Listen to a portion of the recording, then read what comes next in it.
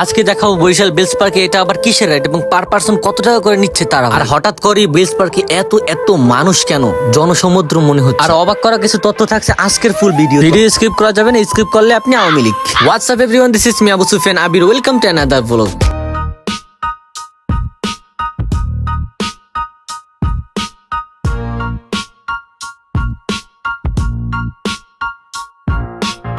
আসা মাত্রই চোখের সামনে পড়ে গেল Barishal planet park, I mean Shishu park. কিন্তু ভাই রাস্তাটা এত বেশি জ্যাম ছিল এবং এত বেশি ক্রাউড ছিল, এই পাশ থেকে ওপাশ কিন্তু দেখা যাচ্ছিল না। ভাই পার্কে ঢোকার আগে এই অবস্থা, পার্কের ভিতরে কি অবস্থা সেটা দেখার জন্য আমি অনেক বেশি এক্সাইটেড। লিটারেলি ভাই আমি তো জাস্ট অবাক। এটা দেখার পরে আমি মনে মনে ভাবতেছিলাম বরিশালের সবাই মনে হয় ডেট করতে আজকে এইখানেই আসছিল। সব থেকে অবাক করা ব্যাপার হচ্ছে আজকে আর আমার হাঁটা লাগে নাই, মানে মানুষের ধাক্কা খেয়ে খেয়ে আমি কিন্তু লিটারেলি ভিতরে চলে আসছি। আজকে এত ক্রাউড এবং এত ভিড়ের কারণ কি আমি জানি না, তবে আজকে 16ই ডিসেম্বর মহান বিজয় দিবস, অনেকেই কিন্তু এটা স্বাধীনতা দিবস বলে চালিয়ে দেয়, আর আমি মনে করি তারাই রাজাকার। অ্যাকচুয়ালি এত মানুষ হওয়ার কারণ হচ্ছে বেলস পার্কটা হচ্ছে বরিশালের মানুষের আবেগ এবং ইমোশনের একটা জায়গা। By the way guys, boxing মেশিনটা কিন্তু বেলস পার্কের আশেপাশে অনেক আছে, আর তোমরা চাইলে তোমাদের এক্স এর কথা মনে করে এখানে পাঞ্চ করতে পারো। আজকের দিনে আমার দেখা সব থেকে বেশি ইন্টারেস্টিং ব্যাপার হচ্ছে এই জিনিসটা। এমন কিউট কিউট এবং ইউনিক ইউনিক ব্যাপার কাদের মাথায় আসে আমি জানি না ভাই, বরিশালীদের মাথায় আসলেই কিন্তু অনেক বেশি ইউনিক আইডিয়া কাজ করে, বাচ্চাদের জন্য সব থেকে বেশি লোভনীয়।